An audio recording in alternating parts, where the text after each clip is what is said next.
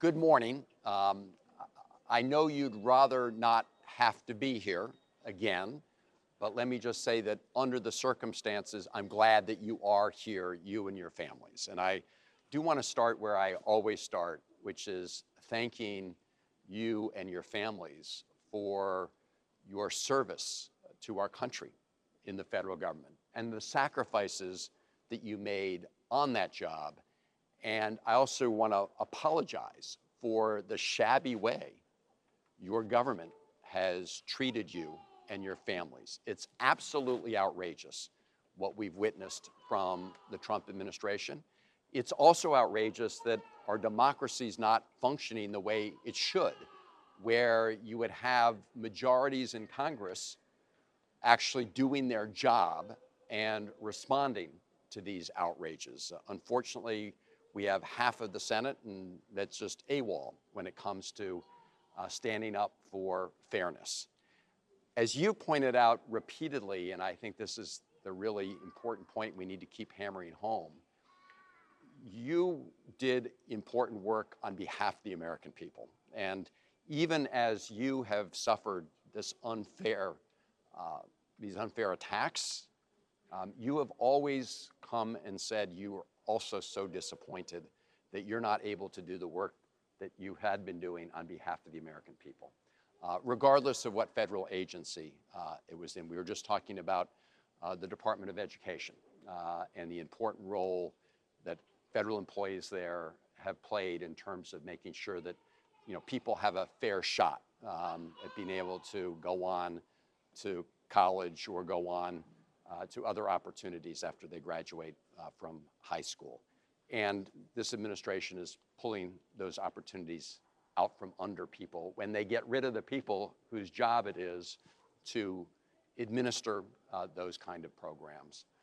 So I'm glad you're here again to remind our colleagues of the injustice that has been done to you, but also the injustice done to the American people by denying the American people the benefit of your work. And we've already seen the deadly consequences around the country of people not being on the job for the American people. I mean, we've seen it when it comes to emergency relief, both on the front end, where because of cuts to places like the National Weather Service, people have not been able to get the information they should, to the fact that over at FEMA, the Department of Homeland Security, the Secretary of Homeland Security put in bureaucratic obstacles to prevent the delivery of assistance on time, to not being able to get through on the phones.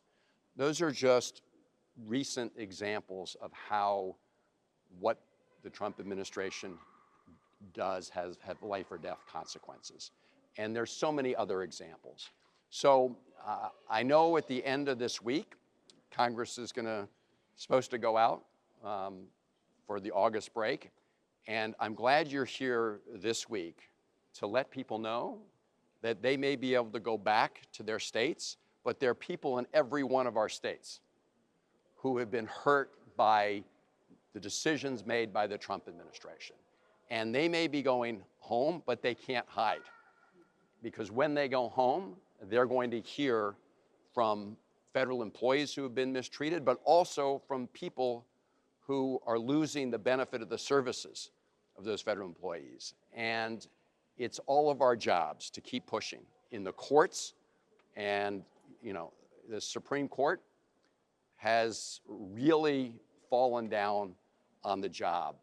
In so many cases, they've made a decision without making a decision. In other words, they've told the Trump administration, go ahead and fire people. We're not going to reach a decision on the merits while we think about whether this was lawful or unlawful, and I think it's clear these have been unlawful. While we think about it, it's okay to go ahead and fire people. So the Supreme Court has fallen down on the job. Half of Congress, Republicans in Congress, unfortunately, instead of standing up and doing their jobs, have just been a rubber stamp for Donald Trump and the executive branch. So this does come down to our communities.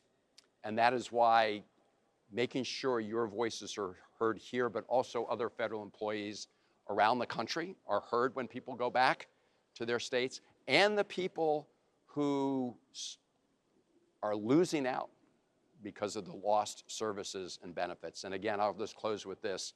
You know, sadly, this has largely been done in order to provide a big tax cut for billionaires and very rich people. I was just on Face the Nation on Sunday, where Russ Vought had been on before me, the head of OMB. Russ Vought said that this big tax giveaway to billionaires did not increase the national debt. It increases it by $3.5 trillion over 10 years, not even including the added interest. And then I pointed out that while Russ Vought is calling on all the other agencies and departments to take deep cuts in their budgets, he's actually asking for a 13% increase in his budget. While he's asking other agencies to lay people off, he's asking for more people in his office.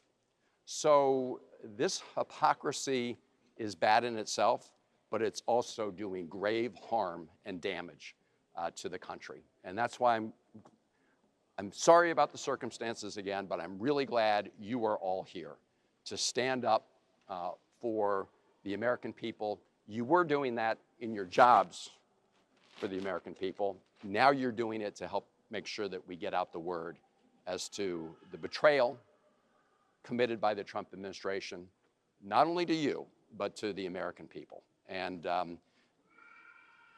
to all your kids, thank you for the sacrifices that you're making. You're all patriots, and we're grateful that you're here. Now